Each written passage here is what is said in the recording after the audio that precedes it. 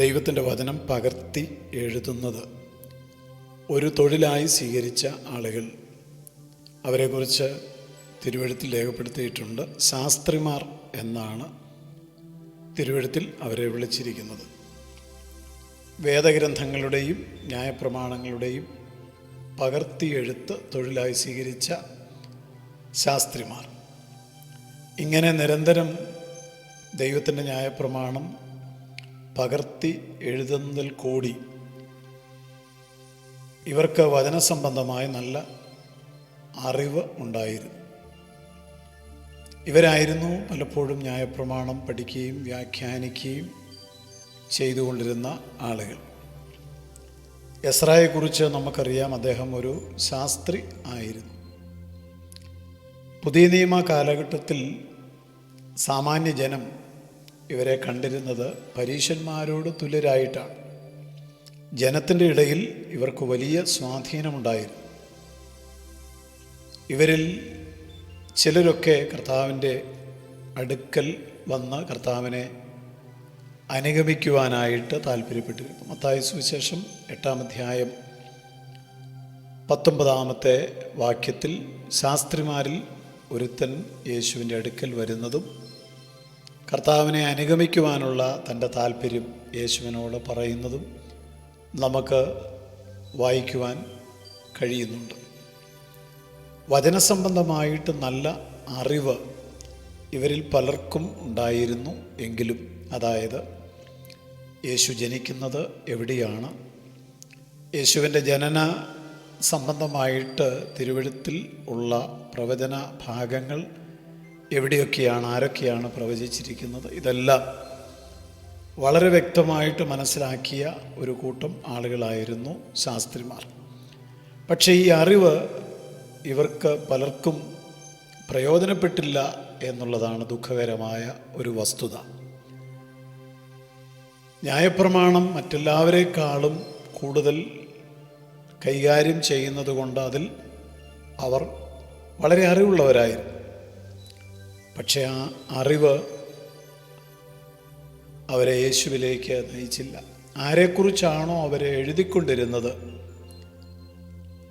ആ ക്രിസ്തുവിലേക്ക് അവർക്ക് വരുവാൻ സാധിച്ചില്ല എന്നുള്ളത് എത്രയോ ദുഃഖകരമാണ്.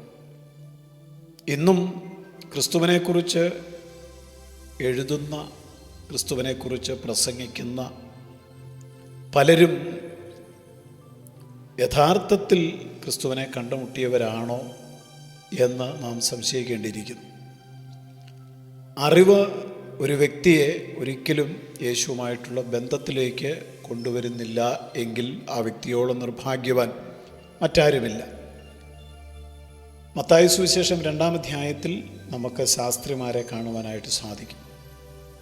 ഹെരോദാ രാജാവിൻ്റെ കാലത്ത് യേശു യഹൂദ്യയിലെ ബേത്ലഹേമിൽ ജനിക്കുന്നു.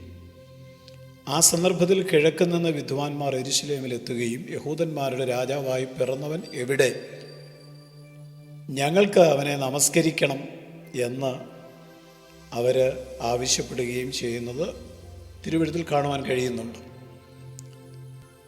അത് കേട്ടിട്ട് യെരുശലേമൊക്കെയും ഭ്രമിച്ചു. ആ സന്ദർഭത്തിലാണ് ഹെരോദാ രാജാവ്, അദ്ദേഹം ജനത്തിൻ്റെ മഹാപുരോഹിതന്മാരെയും ശാസ്ത്രിമാരെയും പെട്ടെന്ന് കൂട്ടിവരുത്തി. കാരണം വിദ്വാൻമാർ അന്വേഷിച്ച കാര്യത്തിന് ഉത്തരം പറയുവാൻ പ്രാപ്തരായിട്ട് അക്കാലത്ത് ശാസ്ത്രിമാർ മാത്രമാണ് ഉണ്ടായിരുന്നത്. അതുകൊണ്ടാണ് ശാസ്ത്രിമാരെയും മഹാപുരോഹിതന്മാരെയും ജനത്തിൻ്റെ പുരോഹിതന്മാരെയും ഒക്കെ രാജാവ് പെട്ടെന്ന് വിളിച്ച് ചേർത്തത്. ക്രിസ്തു എവിടെയാകുന്നു ജനിക്കുന്നത് എന്ന് രാജാവ് അവരോട് ചോദിച്ചപ്പോൾ ശാസ്ത്രിമാർ ഉത്തരം പറഞ്ഞത് യഹൂദ്യയിലെ ബേത്ലഹേമിൽ തന്നെ എന്ന് പറയുകയും അത് തിരുവെഴുത്തിലെ ഏത് വേദഭാഗത്താണ് പറഞ്ഞിരിക്കുന്നത് എന്നുള്ളത് രാജാവിനോട് പറയുകയും ചെയ്തു. യഹൂദ്യ ദേശത്തിലെ ബേത്ലഹേമേ, നീ യഹൂദ പ്രഭുക്കന്മാരിൽ ഒട്ടും ചെറുതല്ല. എൻ്റെ ജനമായ ഇസ്രായേലിനെ മേയ്പ്പാനുള്ള തലവൻ നിന്നിൽ നിന്ന് പുറപ്പെട്ടു വരും എന്നിങ്ങനെ പ്രവാചകൻ മുഖാന്തരം എഴുതിയിരിക്കുന്ന കാര്യം ശാസ്ത്രിമാർ രാജാവിനോട് പറയുകയാണ്, ക്രിസ്തു ജനിക്കുന്നതിന് ഏകദേശം 700 വർഷങ്ങൾക്ക് മുമ്പ് യേശുവിൻ്റെ ജനന സ്ഥലത്തെക്കുറിച്ച് വളരെ കൃത്യമായി പ്രവചിച്ച പ്രവാചകനായിരുന്ന മീഖ പ്രവാചകൻ്റെ പുസ്തകം 5-ാം അധ്യായം 2-ാമത്തെ വാക്യത്തിൽ രേഖപ്പെടുത്തിയിരിക്കുന്ന ക്രിസ്തുവിൻ്റെ ജനനം എവിടെയായിരിക്കും എന്നുള്ള സത്യമാണ് വാസ്തവത്തിൽ ഇപ്പോൾ ശാസ്ത്രിമാർ ഹെരോദാവിനോട് പറയുന്നത്. അത് വിദ്വാൻമാർക്ക് മനസ്സിലാവുകയും അവർ യേശുവിനെ ആരാധിക്കുവാൻ വേണ്ടി പോവുകയും ചെയ്തു.